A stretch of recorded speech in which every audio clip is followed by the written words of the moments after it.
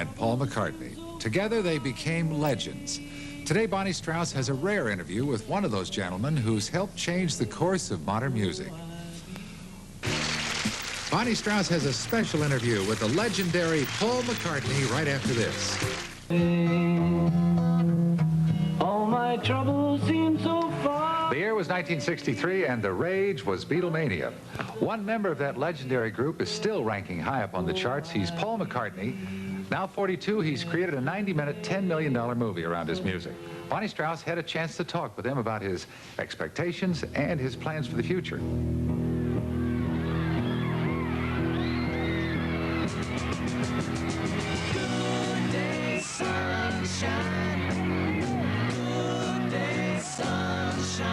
It's been 20 years since the onset of Beatlemania and 14 years since the Beatles disbanded. But Paul McCartney remains today one of our greatest superstars, whose every move captures worldwide attention. Now the man who helped write rock and roll history has turned to motion pictures. In Give My Regards to Broad Street, Paul McCartney plays a starring role and makes his debut as a screenwriter. Were you nervous at all during the premiere, knowing you were surrounded by so many people in Hollywood watching along with you? It's terrifying, in a word. Terrifying. Yeah, I find it terrifying. Because, you know, you see only the mistakes in the film. You know, all the tiny little things that were just this little bit in there. And you assume that everyone else has spotted them. But in actual fact, I knew it was going to be terrifying. I mean, I think if you imagine opening a film of all places in Hollywood, right, and the first audience should, of all audiences, be the celebs and all the film people, it's a pretty terrifying prospect. But knowing it was going to be like that, I thought, well, what the heck, you know, they're just a bunch of people. I'm going to sit here and not worry. And the fans, I mean, it's the first time even in Hollywood that I've seen so many fans outside. Oh, they were brilliant, you know. It's always great, you know, to have the people with you like that. I mean, it really is the icing on the cake. You know. And they were great. We only had a chance for a quick wave, so here's another. Look at all the lonely people. Give My Regards to Broad Street visualizes 14 McCartney songs, from a dream sequence based on Eleanor Rigby to the elaborately produced ballroom dancing. Real people in Paul's life play themselves in the film, like Paul's wife Linda, and Ringo Starr plays What Else, the drummer in Paul's band. At 42, Paul McCartney is one of history's most commercially successful musicians, having sold 100 million albums and 100 million singles. But while great success has brought him wealth, it hasn't brought him any answers. People assume that when you get success, when you get fame and all the stuff that goes with it, that somehow you will be able to just be incredibly secure for the first time in your life and sort of sit back and say, well, you know, everything's wonderful now, and you know, you hope that you can. It's like that, you know. That's what everyone dreams of. That's why they dream of winning a lot of money or whatever, to gain that freedom, because it never.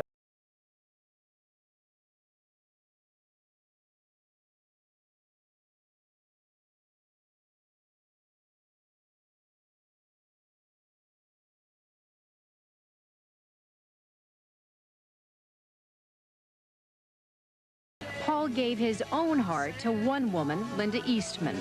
They've been married for 15 years and have 4 children. I was interested reading when you described the fact that, you know, you're old enough now, you and Linda have such a good, solid marriage. There are no real temptations. You know, you've done it all.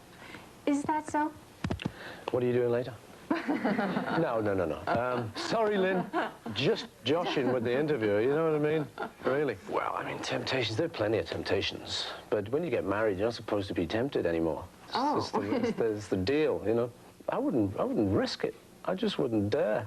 You'd have to get the rolling pin out, you know, and it'd be there. My lot would be up. No, I mean, literally, that's the kind of marriage we have. I'm not trying to sort of be goody-goody or stuff, but I just wouldn't mess around, you know? It's too fragile.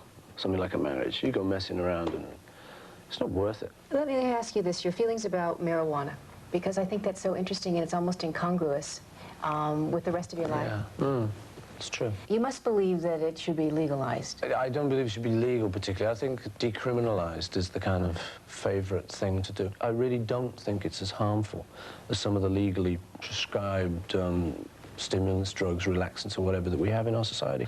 So I figure that if some doctors can prove that this thing is, like, say, worse than sleeping tablets for you, which I don't believe for 1 second, or booze. I really don't believe it. I mean, but if someone can prove it to me, I'm going to listen to him. But, so it's just that, the kind of inequality of those things. So but if anyone asks me, what should we take, you know, oh guru, I'll say nothing. Absolutely, don't bother with anything. Just get healthy and enjoy your life, and that really is the top one for me. The age issue. The age issue, I love it. The age issue. Stay tuned for more on the age issue. Well, you know, I'm aging. You know. What can I tell you? You have a good sense of humor about it, though. Well, I mean, there's nothing I can do about it. That's what the problem. We're all aging at exactly the same rate. That's what I take as some kind of consolation. Even a 2-year-old baby is aging exactly the same rate as I am. You know, it happens. It happens to us all. Even President Reagan. Oh, there's an age issue. Yesterday. Any regrets? For me, no, not really. I suppose, you know, if I name one regret, the Beatles broke up in a kind of disarray over the business stuff. Probably it would have been nice to have all sat down and said, okay, we're breaking the Beatles up, let's all be chummy, and let's all be nice, what we did was wonderful, let's split up all the money and so on.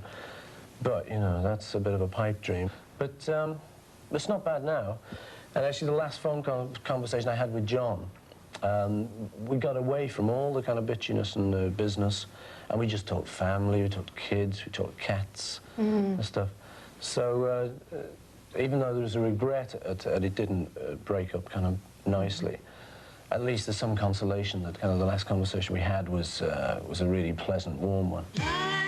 While making the film was a real challenge, Paul's greatest love continues to be music. I just figure when I'm kind of 97 or something, I might just have to slow the ballads down a bit.